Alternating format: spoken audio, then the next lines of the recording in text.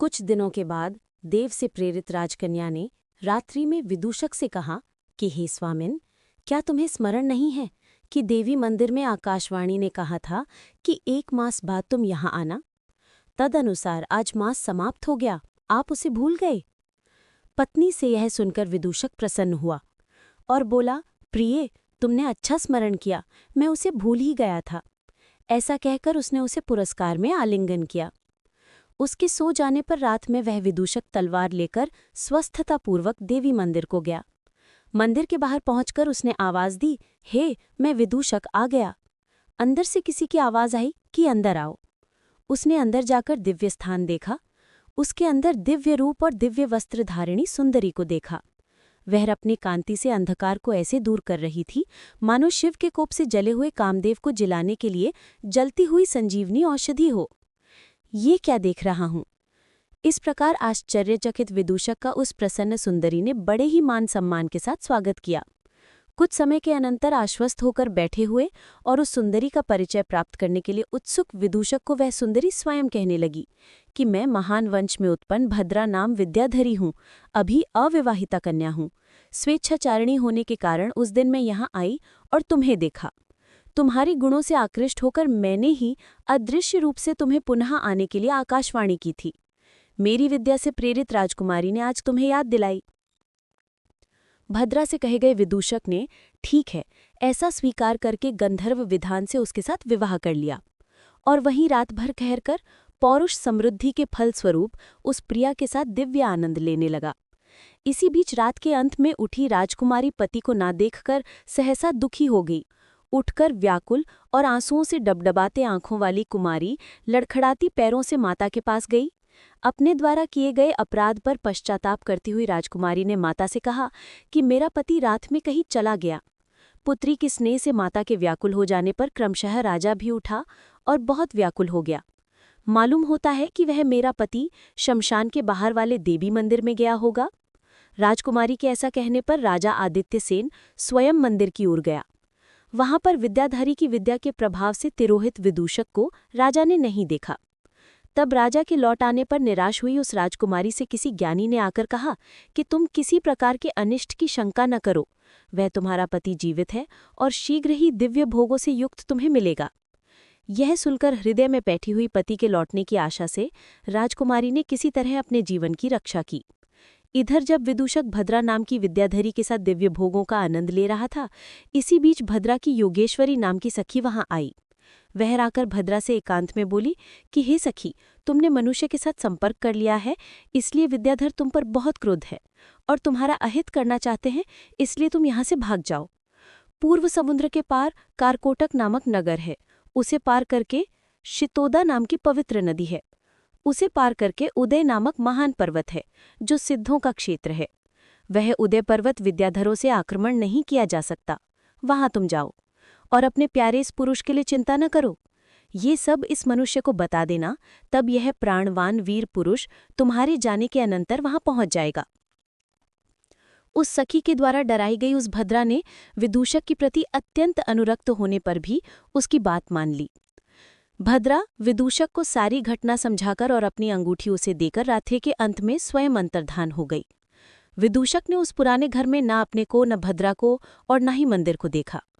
ये सब विद्याधरी की विद्या का प्रभाव समझकर और अंगूठी को देखता हुआ विदूषक खेद और आश्चर्य के वशीभूत हो गया। उसकी बात को स्वप्न के समान स्मरण करता हुआ विदूषक सोचने लगा कि वह उदय पर्वत का पता बताकर गई है, इसलिए उसे प्राप्त करने के निमित्त मुझे भी वहीं शीघ्र जाना चाहिए। यदि मैं ना जाऊंगा और लोग मुझे देखेंगे तो राजा मेरी स्थिति को देखकर मुझे छोड़ देगा। इसलिए ऐसी युक्ति करता हूं कि जिससे मेरा काम सिद्ध हो सके। ऐसा सोचकर बुद्धिमान विदूषक ने अपना रूप बदल लिया। फटे पुराने कपड़े पहने, शरीर में धूल लपेटे हुए वह देवी मंदिर से बाहर निकलकर हा भद्रे, हे भद्रे इस प्रकार रटने लगा। उस समय उसे स्थिति में देखकर उस देश के निवासी ये तो वही विदूषक है ऐसा हुल्लड़ मचाने लगे। राजा आदित्य सेन ने यह समाचार जानकर उसे उस रूप में देखकर पकड़वाकर अपने घर बुलाया। वहां स्नेह भरे भृत्यों एवं बंधुओं के विविध प्रश्नों पर केवल हाँ भद्रे ही कहता रहा। वैद्यों द्वारा बताए गए उपटनों के लगाने पर भी वह पुनः बहुत सी धूल उठाकर शरीर में लपेट लेता था। राजकुमारी द्वारा प्रेम पूर्वक लाई गई भोजन की थाली को वह पैरों से मारकर फेंक देता था। इस प्रकार पागलपन का प्रदर्शन करता हुआ, अपने कपड़ों को फाड़ता हुआ वह विदूषक लापरवाही से कुछ दिनों तक वहां रहा। इसका रोग असाध्य है, इसे व्यर्थ की कष्ट क्यों दिया जाए।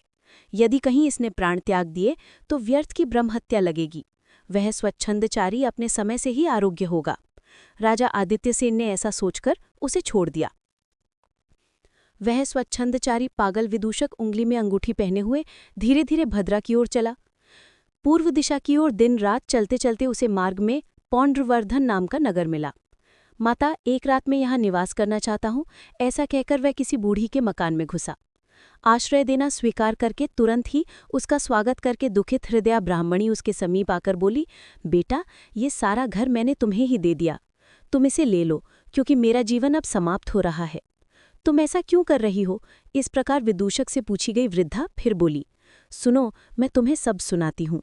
बेटा, इस नगर में देवसेन नाम का राजा है। उसके एक परम सुंदरी कन्या उत्पन्न हुई जो भूतल का भूषण थी। राजा ने मैंने इसे बड़े ही दुख से पाया है ऐसा सोच अत्यंत वात्सल्य स्नेहयुक्त होकर उसका नाम दुखलब्धि का रखा।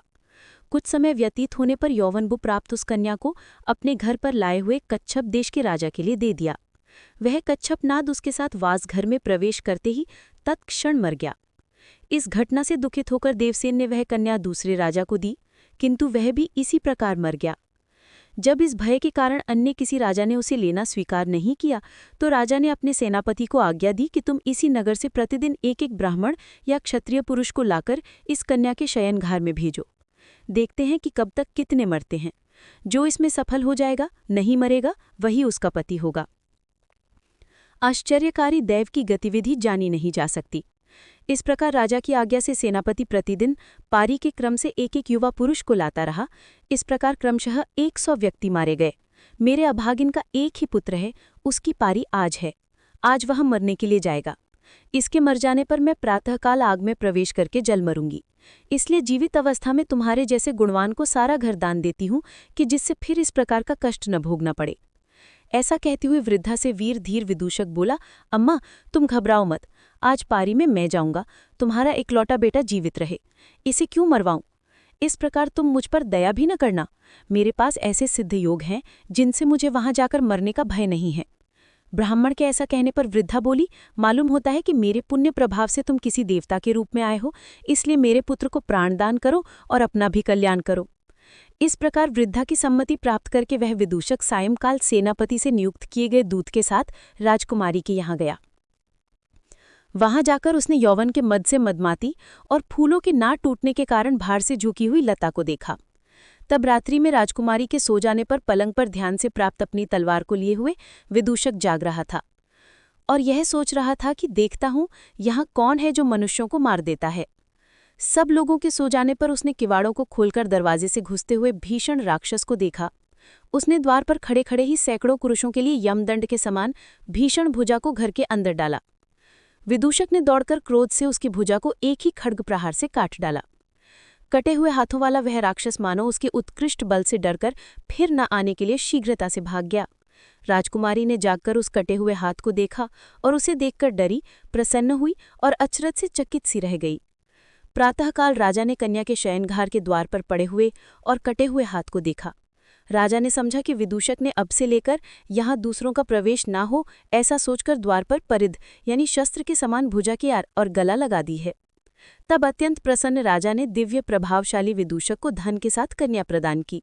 वह विदूषक भी मूर्तिमती संपत्ति के समान उस सुंदरी राजकुमारी के साथ कुछ दिनों तक रहा।